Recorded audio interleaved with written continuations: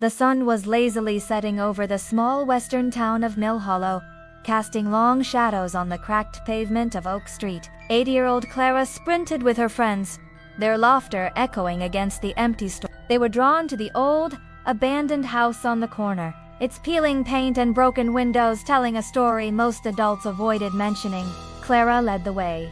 The thrill of decay hung in the air, charging her senses. The smell of damp wood mixed with the crisp autumn leaves. Symbols of bygone days whispered to her from the dark past of the town. Her mother had often warned her about the house, about keeping away from what you don't understand. But Clara was curious, and her friends were too. As they pushed through the heavy, creaking door, a chill ran down Clara's spine. The air inside was stale, thick with the weight of secrets. Dust motes danced in the fading light from the broken windows, and the floor creaked ominously under their small feet.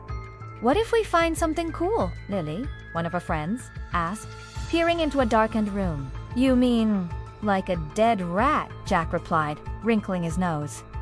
"She? Let's see what's upstairs," Clara whispered, her voice barely above a breath. There was something up there, something that called to her. They climbed the rickety staircase together, the wood groaning under their weight. At the top, they found a small room. Inside stood a dusty, old doll, its porcelain face cracked, but its eyes, they seemed disturbingly alive. Clara approached it, transfixed. The dress it wore was tattered but vibrant, red velvet that still held some of its past glory. Just as Clara reached out, the others gasped. "Clara, wait. That's the doll of Sarah Hayes," Lily said, her voice trembling slightly. "She vanished in '74. Remember? They say the doll moves on its own." Clara felt a shiver race through her. The stories about Sarah were the kind that made chills creep up your spine. She had been playing outside when she disappeared. The town searched for weeks, but found nothing.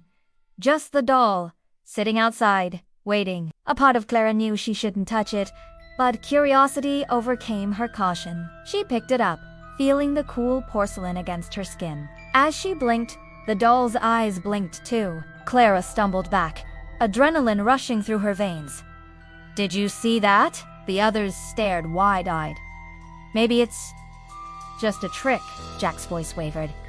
"No, it blinked with her," Lily squeaked, stepping cautiously back.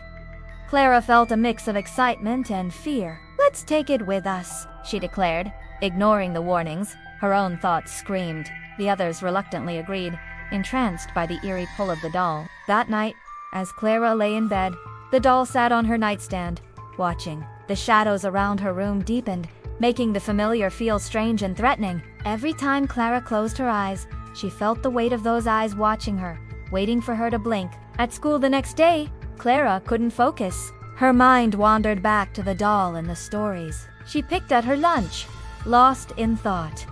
"What's wrong, Clara?" Lily asked, concern etching her young face.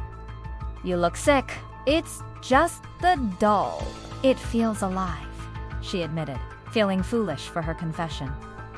Lily shivered. What if it really is? Days passed, and Clara's dreams turned dark. The doll appeared every time she blinked, its eyes flickering with a mischievous glint. On the fourth night, Clara woke with a start. The doll was off the shelf. She caught her breath, fear gripping her. The doll stood at the foot of her bed, its head tilted to one side, as if pondering her existence. Clara rubbed her eyes, convinced it was a trick of her imagination. She blinked again. This time, something changed. A whisper crawled through the room. "Don't you want to play?" The doll's mouth moved, but no sound came from it. Yet, the sensation of breath curled around Clara's ears, chilling her blood. "Come play with me." Clara, panic shot through her. She threw back the covers, trembling, and leapt for the light switch. But darkness clung to her heels, squeezing hard enough to stop her breath. She flicked the switch wildly, but the shadows hissed, swallowing the light. She blinked again, and the doll was in front of her. Too close, its grin widening sickeningly. Its once innocent eyes now held menace, and something far darker. "Where's Sarah?" Clara whimpered, trapped between fear and confusion. The answer came not from the doll, but a sudden rush of memories. Sarah, the girl who played here and vanished, was bound to something twisted. The laughter from the past echoed, calling. Clara understood. The doll was not just a vessel, it was an anchor, trapping Sarah's spirit. "Release me!" the doll rasped, a ghostly voice twisting through the air. Clara felt her heart freeze. The toy wasn't just cursed, it craved more than just play, it wanted a live soul. And suddenly, Clara realized the truth.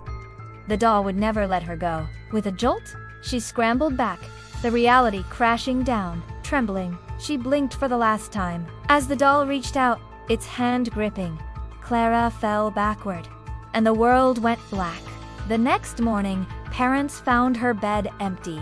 The doll sat innocently on the nightstand, its eyes gazing out into the sunlight, gleaming with a life of their own. Some toys should never be played with.